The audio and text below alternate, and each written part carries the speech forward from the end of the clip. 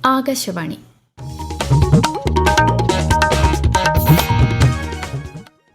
നമസ്കാരം. പ്രാദേശിക വാർത്തകൾ വായിക്കുന്നത് കൃഷ്ണ പ്രകൃതി.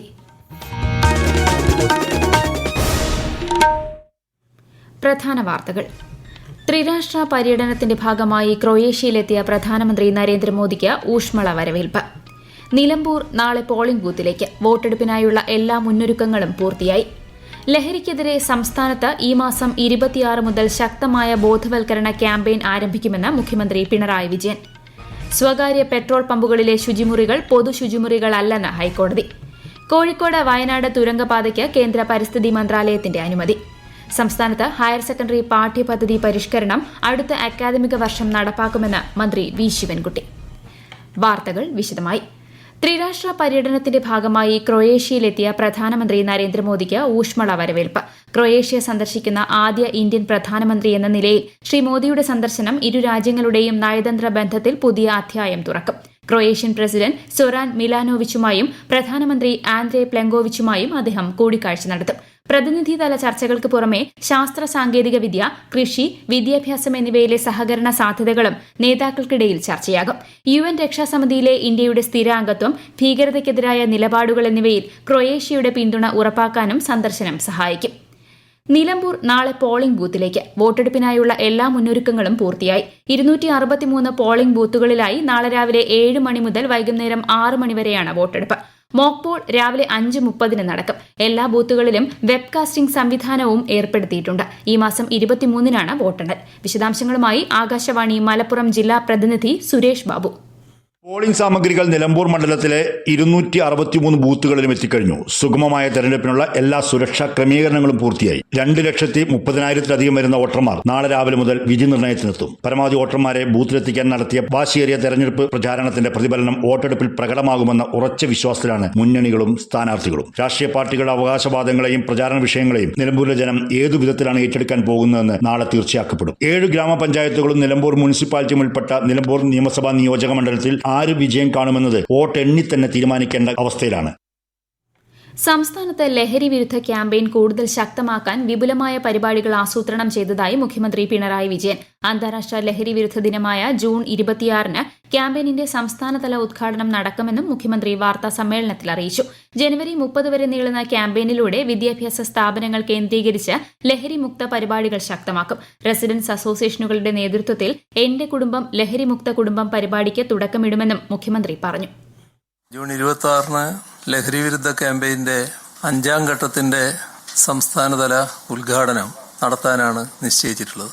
2026 ജനുവരി 30 വരെ നീണ്ടു നിൽക്കുന്ന ക്യാമ്പയിനായിരിക്കും ഇത്. Art direction the way of inspiration എന്ന പ്രോഗ്രാം കോളേജ് തലത്തിൽ സംഘടിപ്പിക്കും. റെസിഡൻസ് അസോസിയേഷനുകളുടെ ആഭിമുഖ്യത്തിൽ സംസ്ഥാനത്ത് എന്റെ കുടുംബം ലഹരിമുക്ത കുടുംബം എന്ന പരിപാടിക്ക് തുടക്കം കുറിക്കും. സ്വകാര്യ പെട്രോൾ പമ്പുകളിലെ ശുചിമുറികൾ പൊതു ശുചിമുറികളല്ലെന്ന് ഹൈക്കോടതി. സംസ്ഥാന സർക്കാരിനും തദ്ദേശ സ്വയംഭരണ സ്ഥാപനങ്ങൾക്കുമെതിരെ petroleum traders welfare and legal service സൊസൈറ്റിയും പെട്രോളിയം റീറ്റെയിലർമാരും സമർപ്പിച്ച ഹർജിയിലാണ് ഇടക്കാല ഉത്തരവ്.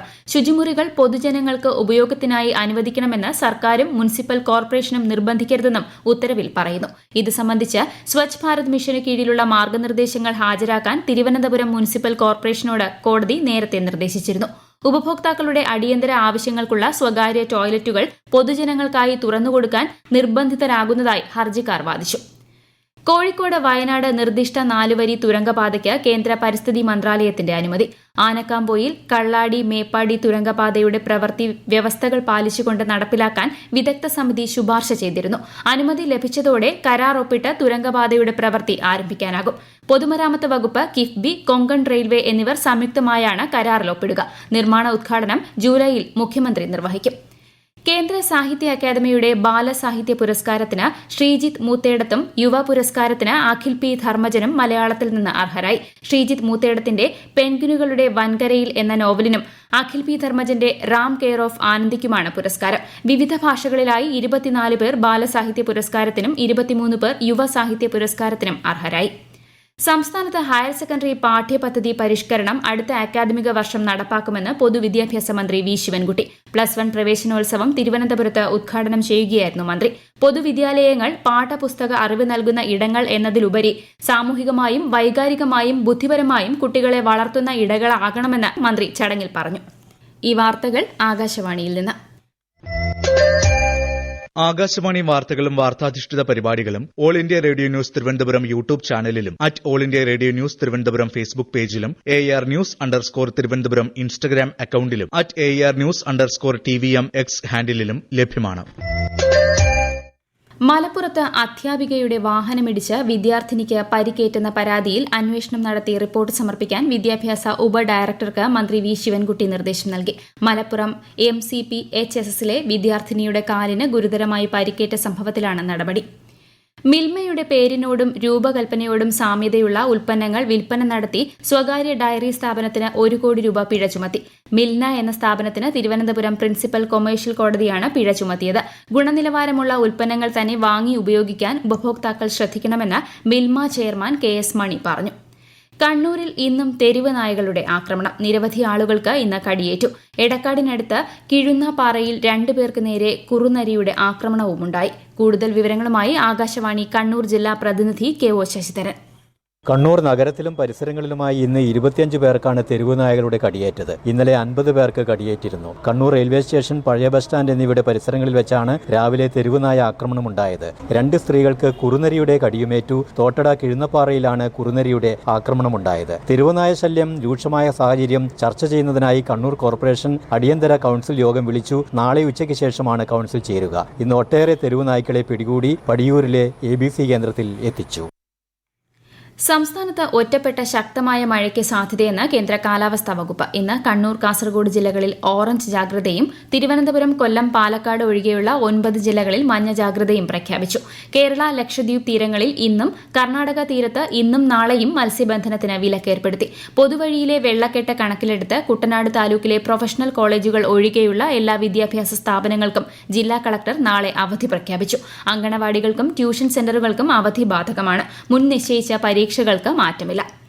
അരുവിക്കര ജലശുദ്ധീകരണശാലയിൽ അറ്റകുറ്റപ്പണി നടക്കുന്നതിനാൽ നാളെ രാവിലെ 10 മുതൽ വൈകിട്ട് 4 വരെ തിരുവനന്തപുരം നഗരത്തിന്റെ വിവിധ ഭാഗങ്ങളിൽ ജലവിതരണം തടസ്സപ്പെടാൻ സാധ്യത. ഉപഭോക്താക്കൾ മുൻകരുതൽ സ്വീകരിക്കണമെന്ന് ജല അതോറിറ്റി അറിയിച്ചു. കക്കയം ജലവൈദ്യുത പദ്ധതിയിലെ തകർന്ന പെൻസ്റ്റോക്ക് ഗിർഡറുകൾ പുനഃസ്ഥാപിച്ചു. വൈദ്യുതി ഉൽപാദനം പൂർണ്ണതോതിൽ പുനരാരംഭിച്ചു. മെയ് 25-നുണ്ടായ കനത്ത മഴയിലാണ് കൂറ്റൻ പാറക്കല്ലുകൾ വീണ് പെൻസ്റ്റോക്ക് ഗിർഡറുകൾ തകർന്നത്. ഇതോടെ വൈദ്യുതി ഉൽപാദനത്തിൽ 100 മെഗാവാട്ട് കുറവുണ്ടായിരുന്നു. രാജ്യത്തെ ഓഹരി വിപണികളിൽ നഷ്ടം. ബോംബെ ഓഹരി സൂചിക സെൻസെക്സ് 139 പോയിന്റ് ഇടിഞ്ഞ് 81,445-ലും ദേശീയ ഓഹരി സൂചിക നിഫ്റ്റി 41 പോയിന്റ് നഷ്ടത്തിൽ 24,812-ലും വ്യാപാരം അവസാനിപ്പിച്ചു. സ്വർണ്ണവില കൂടി. പവന് 400 രൂപ കൂടി 74,000 രൂപയും ഗ്രാമിന് 9,250 രൂപയുമാണ് ഇന്നത്തെ വില. ഇസ്രായേൽ ഇറാൻ സംഘർഷം ഇന്നും രൂക്ഷമായി തുടരുന്നു. ഇറാനിലെ ആയുധ ഉൽപാദന കേന്ദ്രങ്ങൾ ആക്രമിച്ചതായി ഇസ്രായേൽ അവകാശപ്പെട്ടു. ഇസ്രായേലിന്റെ വ്യോമ പ്രതിരോധ സംവിധാനം തകർത്തതായി ഇറാനും അറിയിച്ചു. US പിന്തുണയോടെ ഇറാനെതിരായി നടത്തുന്ന ഏതൊരു ആക്രമണത്തിനും ഗുരുതര പ്രത്യാഘാതങ്ങൾ ഉണ്ടാകുമെന്ന് ഇറാന്റെ പരമോന്നത നേതാവ് ആയത്തുള്ള അലി ഖമേനി മുന്നറിയിപ്പ് നൽകി. ജൂൺ 21 അന്താരാഷ്ട്ര യോഗ ദിനത്തോടനുബന്ധിച്ച് ഭൂമിക്കും ഏകാരോഗ്യത്തിനും യോഗ എന്ന പ്രമേയത്തിൽ രാജ്യത്തുടനീളം 1 ലക്ഷത്തിലധികം യോഗ പരിപാടികൾ ആയുഷ് മന്ത്രാലയത്തിന്റെ നേതൃത്വത്തിൽ സംഘടിപ്പിക്കും. 21-ന് രാവിലെ 6:30 മുതൽ 7:40 വരെയായിരിക്കും പരിപാടികൾ. ആന്ധ്രാപ്രദേശിലെ വിശാഖപട്ടണത്ത് സംഘടിപ്പിക്കുന്ന പ്രധാന പരിപാടിയിൽ പ്രധാനമന്ത്രി നരേന്ദ്രമോദി പങ്കെടുക്കും. മുതലപ്പൊഴി ഡ്രഡ്ജിംഗിലെ അനിശ്ചിതത്വം നീക്കി മണൽ നീക്കം പുനരാരംഭിക്കുന്നതിന് ആവശ്യമായ അടിയന്തര നടപടികൾ സ്വീകരിക്കാൻ ന്യൂനപക്ഷ കമ്മീഷൻ ജില്ലാ ഭരണകൂടത്തിന് നിർദ്ദേശം നൽകി. ഡ്രഡ്ജറിന് തകരാർ സംഭവിച്ചതിനാൽ പ്രവൃത്തികൾ മുടങ്ങിയതായും യന്ത്രത്തിന്റെ തകരാർ ഉടൻ പരിഹരിച്ച് ഡ്രഡ്ജിംഗ് പുനരാരംഭിക്കുന്നതിനുള്ള നടപടികൾ സ്വീകരിക്കുമെന്നും അധികൃതർ കമ്മീഷനെ അറിയിച്ചു. പ്രധാന വാർത്തകൾ വീണ്ടും. ത്രിരാഷ്ട്ര പര്യടനത്തിന്റെ ഭാഗമായി ക്രൊയേഷ്യയിലെത്തിയ പ്രധാനമന്ത്രി നരേന്ദ്രമോദിക്ക് ഊഷ്മള വരവേൽപ്പ്. നിലമ്പൂർ നാളെ പോളിംഗ് ബൂത്തിലേക്ക്. വോട്ടെടുപ്പിനായുള്ള എല്ലാ മുന്നൊരുക്കങ്ങളും പൂർത്തിയായി. ലഹരിക്കെതിരെ സംസ്ഥാനത്ത് ഈ മാസം 26 മുതൽ ശക്തമായ ബോധവൽക്കരണ ക്യാമ്പയിൻ ആരംഭിക്കുമെന്ന് മുഖ്യമന്ത്രി പിണറായി വിജയൻ. സ്വകാര്യ പെട്രോൾ പമ്പുകളിലെ ശുചിമുറികൾ പൊതു ശുചിമുറികൾ അല്ലെന്ന് ഹൈക്കോടതി. കോഴിക്കോട് വയനാട് തുരങ്കപാതയ്ക്ക് കേന്ദ്ര പരിസ്ഥിതി മന്ത്രാലയത്തിന്റെ അനുമതി. സംസ്ഥാനത്ത് ഹയർ സെക്കൻഡറി പാഠ്യപദ്ധതി പരിഷ്കരണം അടുത്ത അക്കാദമിക വർഷം നടപ്പാക്കുമെന്ന് മന്ത്രി വി ശിവൻകുട്ടി. പ്രാദേശിക വാർത്തകൾ കഴിഞ്ഞു. അടുത്ത വാർത്താ പ്രക്ഷേപണം രാത്രി 7:25.